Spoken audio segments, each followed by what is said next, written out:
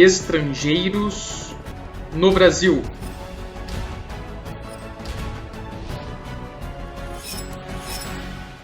Bom, pessoal, tudo bem com vocês? Espero que sim. Todos se prevenindo aí do famoso coronavírus.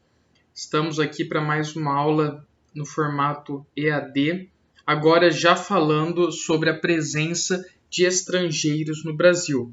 Só recapitulando, na última aula que nós falamos sobre o descobrimento e o processo de colonização, o início desse processo de colonização, nós vimos que o que vai motivar de forma inicial esse processo de colonização vai ser justamente a intenção de Portugal de afastar a presença de estrangeiros no litoral do território brasileiro.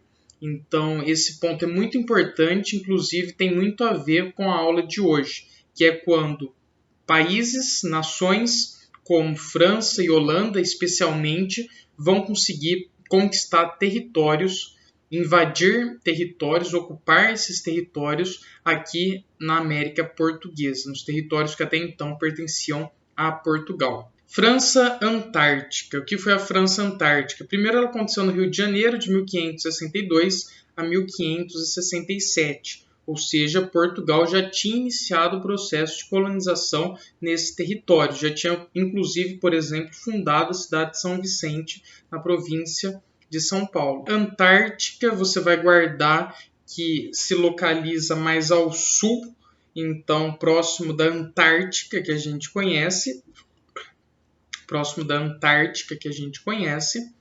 Porque depois vai ter a outra França, que é a França equinocial, próxima ao Equador. Então é uma maneira de guardar. Aconteceu no Rio de Janeiro, nesse período, e foi quando protestantes calvinistas, chamados de ugetones, que seriam pessoas que estavam sendo nessa época perseguidos pela França católica, vão se aliar aos seus interesses mercantis, econômicos e invadir a Baía de Guanabara. Então eles vêm fugidos da França nesse momento. Essa ideia dos interesses mercantis é importante porque a própria pegada da filosofia protestante do João Calvino, que vocês vão estudar em História Geral mais adiante, pregava essa ideia de que o trabalho dignifica o homem, o trabalho é importante, o lucro é uma das formas de predestinação divina. Então, tudo isso vai fazer muito sentido para esses protestantes calvinistas quando eles têm sempre esse desejo de estar buscando o lucro, né? Então eles invadem a Baía de Guanabara nessa empreitada de buscar aqui nesse território estar conseguindo explorar e extrair as suas riquezas. Quando eles chegam aqui, esses franceses unem-se aos índios, aos nativos que existiam aqui, que eram os chamados tamoios. Daí você vai pensar, mas por que os índios, que eu já disse que a gente não pode ter a interpretação de que são bobos ou inocentes, muito pelo contrário, são inteligentes e racionais. Por que os índios, portanto, inteligentes e racionais, vão se unir aos europeus, aos franceses? Eles se unem na tentativa e na lógica de que é preciso, nesse momento, estar junto com os franceses para estar contra um mal maior. Esse mal maior é Portugal. Então, os indígenas, os tamoios, se unem aos franceses e vão formar a chamada Confederação dos Tamoios, que você vai guardar, que é uma forma de resistência indígena à ocupação portuguesa. Porque tem muita gente que acha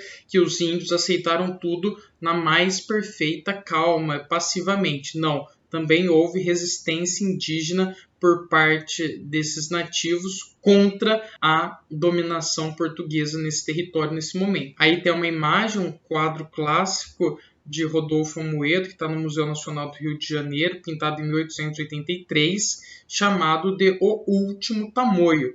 Nesse quadro ele representa o índio morto, que é o Aimberê, que é o chefe dos tamoios, sendo aí consolado, né, no leito de morte pelo padre Anchieta, José de Anchieta, que, uma curiosidade, está vestido com uma roupa de franciscano, ele que era um padre jesuíta. Então tem muita gente que acha que o pintor nessa hora aí se confundiu com as vestimentas, e acabou pintando ele com uma roupa de franciscano ao invés de uma roupa de jesuíta. Esse quadro é do movimento romantista brasileiro dentro da corrente indianista. E também faz uma apologia, uma referência simbólica à escultura de Michelangelo, Pietà, no sentido de que está acolhendo aí o corpo de uma pessoa. Além do quadro, tem um poema interessante também, dentro dessa pegada interdisciplinar que eu me comprometi a estar desenvolvendo ao longo desse ano, porque é o que a Unesp, o Enem e os outros vestibulares estão aí pegando firme, que é procurar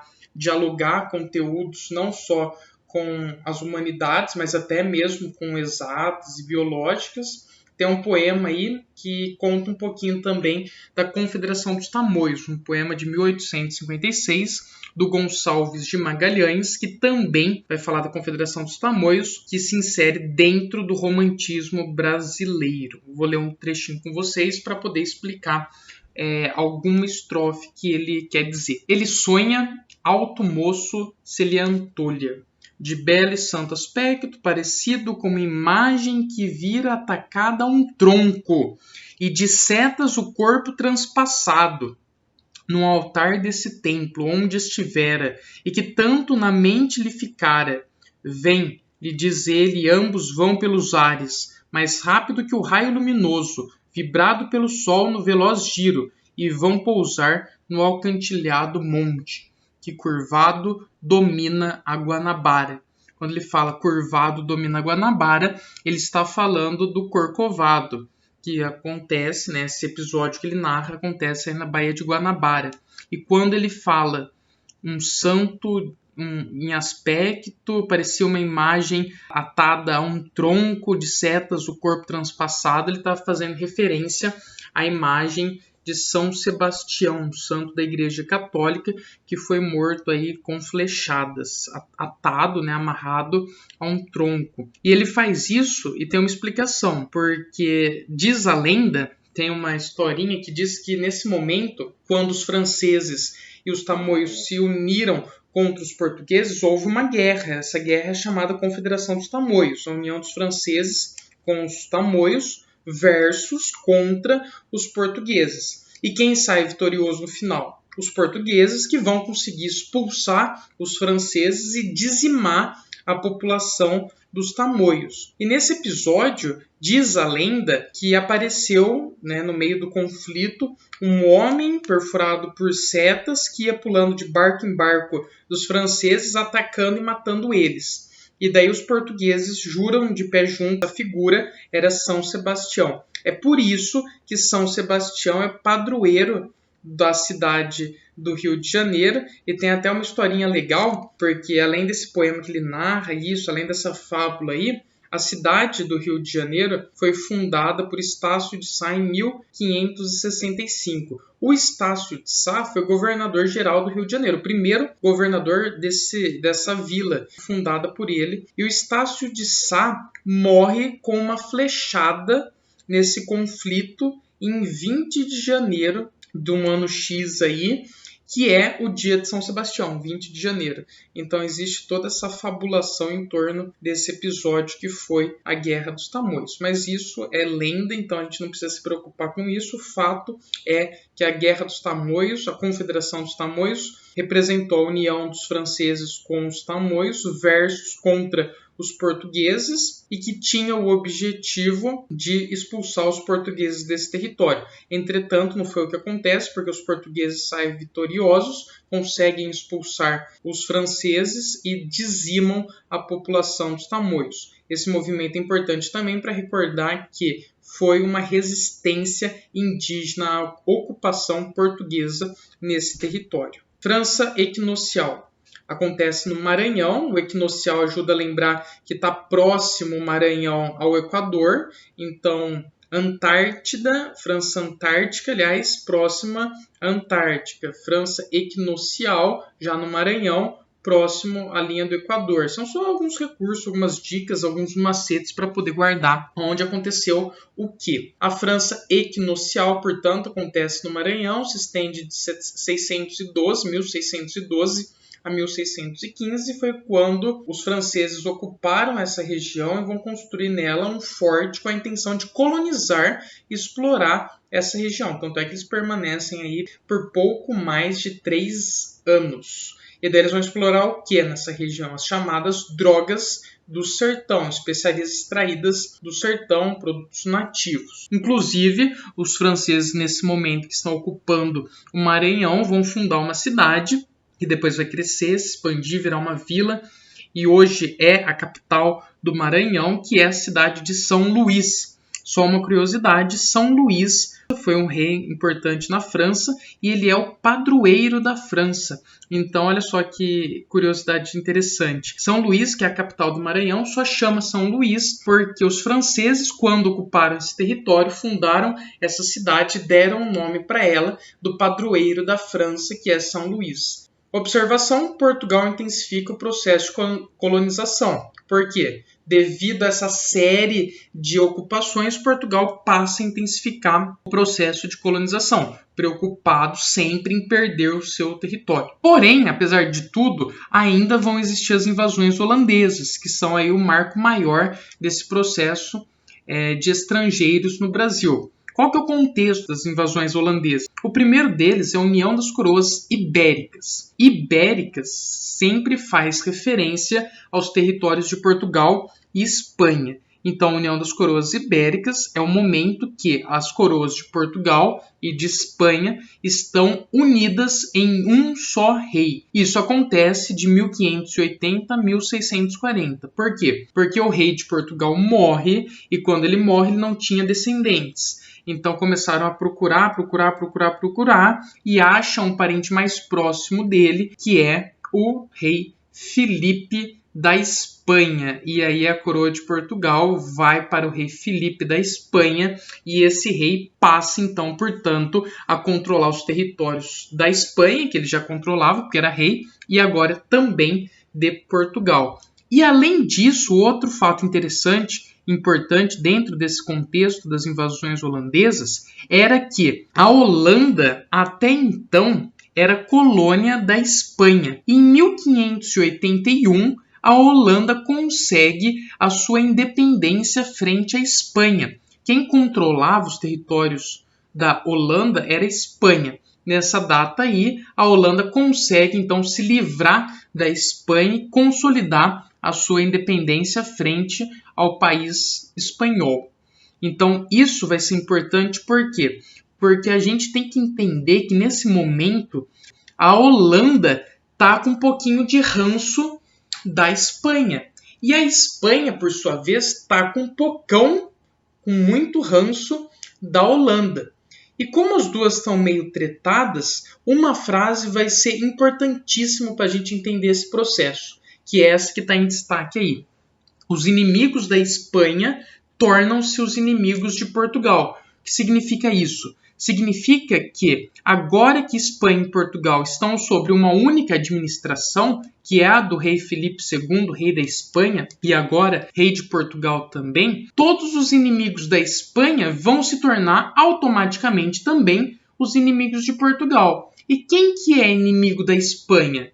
A Holanda, porque a Holanda conseguiu a sua independência frente à Espanha. Então, se a Holanda é inimiga da Espanha e os inimigos da Espanha tornam-se inimigos de Portugal, logo, na lógica matemática, a Holanda passa a ser inimiga de Portugal. E por que isso é importante? Porque a Holanda não era inimiga de Portugal. Ela passa a ser inimiga de Portugal graças à Espanha. Tanto não eram inimigos que Portugal e Holanda tinham até uma parceria. Eu comentei isso na última aula, a parceria em que Portugal produziu açúcar no Brasil e enviava para a Holanda ficava responsável por refinar esse açúcar e distribuir para o resto do mundo. E todo mundo saía ganhando nesse processo. Então Portugal e Holanda não eram inimigos, pelo contrário, tinham uma parceria. Só que agora que eles são inimigos por conta da Espanha, o que a Espanha determina que Portugal faça? Porque agora tem uma mesma administração. Embargos contra os holandeses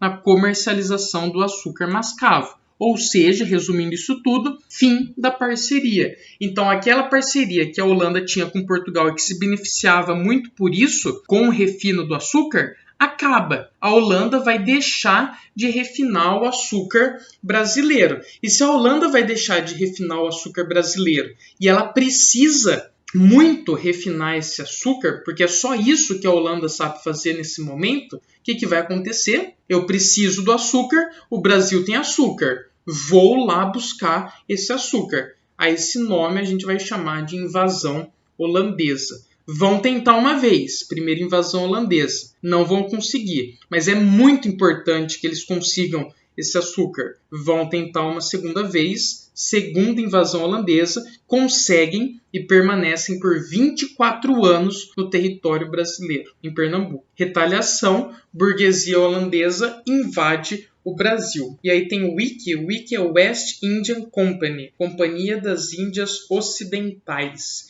que é o nome da expedição, da empresa responsável por fazer essa expedição para se chegar até o Brasil.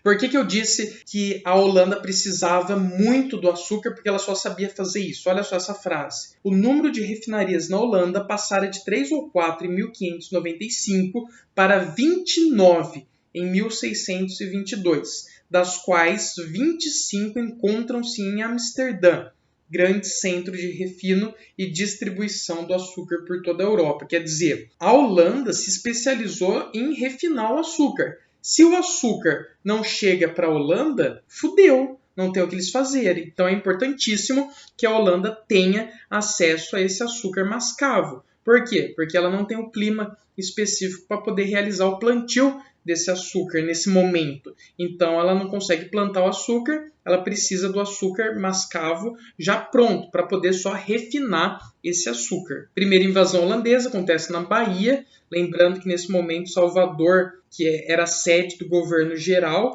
então a capital desse território, portanto tinha um policiamento mais reforçado, porque era a capital. Então a primeira invasão holandesa à Bahia fracassa, um pouco por conta disso. Também houve um fechamento da Bahia geográfica, que lá na Bahia os holandeses tiveram que pedir capitulação. Capitulação é levantar a bandeirinha branca e pedir para sair na humildade. Então os holandeses tiveram que fazer a capitulação na primeira invasão holandesa. Só que na segunda eles foram mais espertos, eles não foram para a capital, eles já foram para um estado próximo e que não era a capital, portanto que tinha menos atenção por parte da coroa, que era Pernambuco. E lá eles conseguem invadir, permanecem por 24 anos, como eu disse, de 1630 a 1654, e vai ter um governante muito importante nesse período, que é o chamado Maurício de Nassau. O Maurício de Nassau, ele não era holandês, ele era alemão, e ele que vai ser o governador do Brasil holandês nesse momento. Eu disse que ele é importante porque ele vai transformar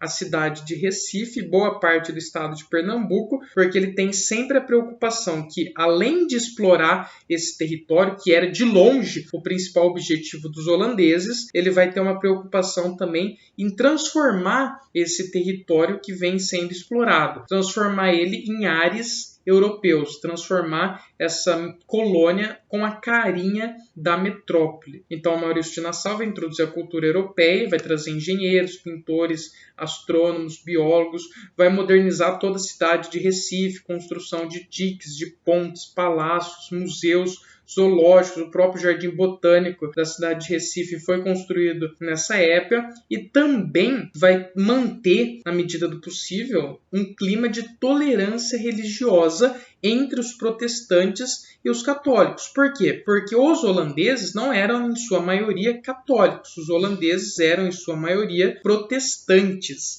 Então, quando eles estão aqui, ocupando a cidade de Recife, o estado de Pernambuco, eles não vão impor a sua religião protestante nos colonos que aqui estão, que eram, obviamente, de maioria católica por conta da colonização portuguesa. Eles vão respeitar os ritos católicos dos colonos, mas também vão estar praticando a sua fé, que é o protestantismo. Então, isso é importante, lembrar esse clima de tolerância, porque eles não impõem a sua prática religiosa, respeitam essa diversidade mesmo porque eles são profissionais. Eles não ficam aí preocupados com costumes, com questões de ordem moral. Eles estão preocupados com o comércio, com a exploração, com as questões de ordem econômica e não de ordem moral. Ainda bem que os nossos governantes também sempre estão preocupados com questões de ordem econômica e jamais se preocupam com questões de ordem moral. Então é importante destacar isso porque vai que aparece numa redação do Enem, como já aconteceu, para falar de intolerância religiosa, você pode fazer uma retrospectiva histórica e lembrar que houve um clima de tolerância religiosa durante a ocupação dos holandeses no território que foi conquistado por eles em 1630. Como que acontece a expulsão dos holandeses nesse território? Fim das coroas ibéricas, em 1640, portanto, houve o fim das coroas ibéricas, a separação, então, das coroas de Portugal e de Espanha, e houve um acordo entre Portugal e a Holanda. Portugal chegou para a Holanda e falou assim: "Ei, Holanda, bom, deixa eu te falar, tá ligado que você está nesse território não é para você estar, né? Então, assim, eu quero que você vaza imediatamente daqui." Da Holanda falou: beleza, eu posso vazar, mas imediatamente eu não vou. Sabe por quê? Porque eu investi um monte de coisa aqui. Eu modernizei, eu investi nos engenhos, eu fiz o negócio produzir mesmo, ter rentabilidade. Diferente de vocês. Olha que afrontosa que foi essa Holanda. Daí Portugal pegou e falou: tá bom, é verdade, você investiu bastante coisa aqui. Então eu vou te dar 10 anos para você poder recuperar os investimentos que você fez nesse território. Da Holanda falou: beleza, combinado então. Só que Portugal é Portugal, né? A gente já conhece. O que Portugal fez? Rompeu o acordo com os holandeses. Não passou nem um ano disso, os portugueses se aliaram aos senhores de engenho para expulsar os holandeses. Os holandeses foram expulsos, portanto, desse território e falou: tá bom, vocês querem que a gente vai? A gente vai. Só que a gente vai lá para as Antilhas plantar cana-de-açúcar, porque agora nós já sabemos e dominamos todas as etapas de produção do açúcar. A gente já sabe como que planta, vocês que ensinaram a gente já sabe como que colhe, a gente já sabe como que produz o açúcar mascavo e a gente já sabia refinar. Então, quer saber de uma coisa? Pau no cu de vocês, porque agora a gente vai dominar todas as etapas de produção do açúcar e, com isso, conquistar o monopólio do mercado internacional. Os holandeses derrubam a produção de açúcar do Brasil, de Portugal, porque eles vão conseguir produzir o açúcar de forma mais barata. Então, vamos lá. Os holandeses dominam todas as etapas de produção, desde o plantio, produção até o refino, e vão desviar também o fluxo de escravos. Tudo lá para as Antilhas, o que vai fazer com que diminua a quantidade de escravos no mercado nacional brasileiro. E, portanto, vai gerar em Portugal e aqui no Brasil uma crise do açúcar e também uma crise de escravo. Crise essa que vai se agravar até o ponto de que é necessário que os portugueses encontrem outras formas de lucro, outras formas de riqueza.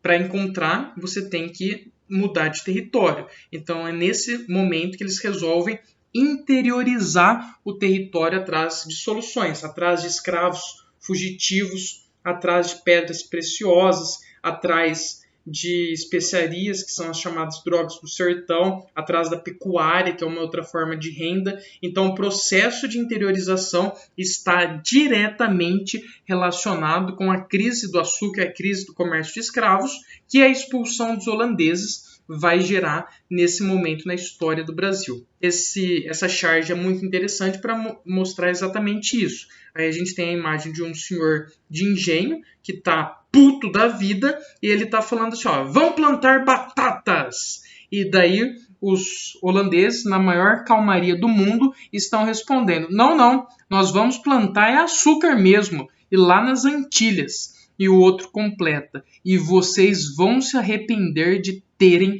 nos expulsado. Se arrependem porque a Holanda passa a dominar o mercado e a produção de açúcar mundial nesse momento. Bom, Essa foi a aula de hoje, a terceira aula, né, que fala sobre a questão dos estrangeiros no Brasil. Falamos da França Antártica, da França Equinocial, da primeira e da segunda invasão holandesa. Reforço que qualquer dúvida que vocês tenham, fiquem à disposição para entrar em contato, não só no horário de plantão, mas também quando vocês acharem melhor. Então, sigo à disposição de vocês. Peço que, se possível, também realizem a lista de exercícios que eu mandei.